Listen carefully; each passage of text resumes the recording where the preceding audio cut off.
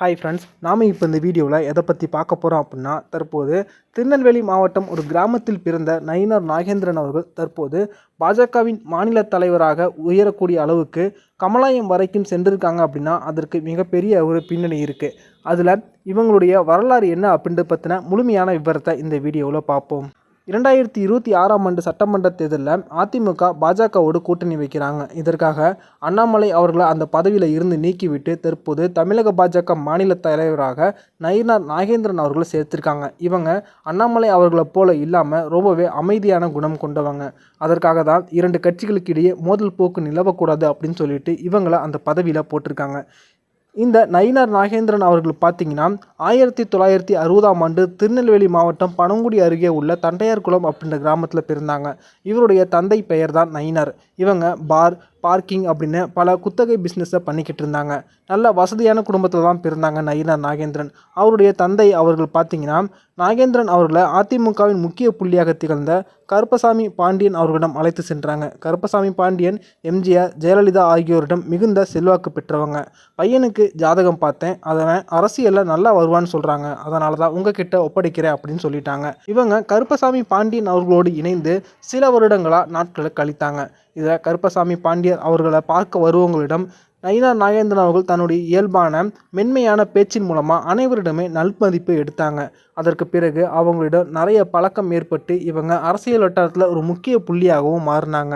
அரசியலில் பெரிய ஆளாக வருவதற்கு எப்போதுமே சமுதாய பலம் ரொம்பவே முக்கியம். அந்த வகையில் கள்ளர், மறவர், அகமுடையார் அப்படின்ற 3 மிக பெரும் பிரிவுகளை உள்ளடக்கிய முக்குளத்தூர் சமுதாயத்தைச் சேர்ந்தவர் அப்படின்ற ஒரு காரணத்தினால நயினார் நாகேந்திரன் அவர்களுடைய அரசியல் பலம் மிக பெரியதாக இருந்தது. அவங்க மறவர் சமுதாயத்தைச் சேர்ந்தவங்க. ஆப்பநாட்டு கொண்டையன் கோட்டை மறவர் என்ற மெஜாரிட்டி பிரிவை சேர்ந்தவங்க. பசும்பொன் முத்துராமலிங்க தேவரும் இதே பிரிவை சேர்ந்தவங்க தான். கருப்பசாமி பாண்டியனுடைய அன்பும் ஆதரவும் பெற்று வளர்ந்து கொண்டிருந்தாங்க நயினார் நாகேந்திரன்.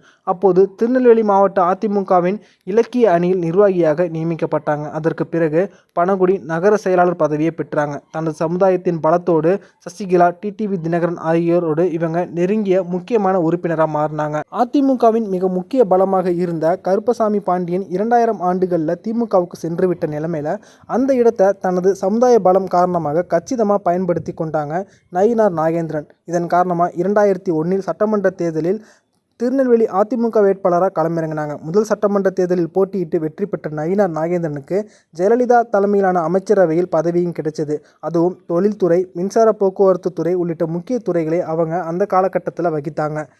2001, 2006 ஆகிய ஆண்டுகளில் பார்த்தீங்கன்னா ஜெயலலிதா அவர்களுடைய பதவிக்கு சட்ட சிக்கல் ஏற்பட்டுச்சு. அப்போது ஜாதகத்தின் அடிப்படையில் யாருக்கு இந்த முதல்வர் பதவியை கொடுக்கலாம் அப்படின்னு ஆலோசனை நடந்திருக்கு. இதில் ஓபிஎஸ் நயினார் நாகேந்திரன் அவர்களுடைய பெயர் பரிந்துரைக்கப்பட்டதில் நயினார் நாகேந்திரன் அவர்களிடம் முதலமைச்சர் பதவி போணுச்சு அப்படின்னா அதை திரும்பி பெற முடியாது அப்படின்னு பேச்சு அடிபட்டிருக்கு. அப்போதே சசிகலா அவர்களுடைய கடைக்கண் பார்வைக்கு இவங்க அடிபட்டாங்க. அதில் இருந்து இவங்களுக்கு அதிமுகவில் செல்வாக்கு மிக வேகமாக குறைய துவங்கிருச்சு.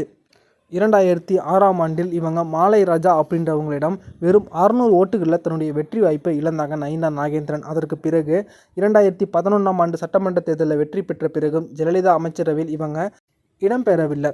தொடர்ந்து அதிமுகவில் உரிய அங்கீகாரம் கிடைக்கவில்லை அப்படின்ற ஒரு கோபத்தில் இருந்த இவங்க 2016 ஜெயலலிதா மறைவுக்கு பிறகு 2017ஆம் ஆண்டு இவங்க பாரதிய ஜனதா கட்சியில் இணைந்தாங்க.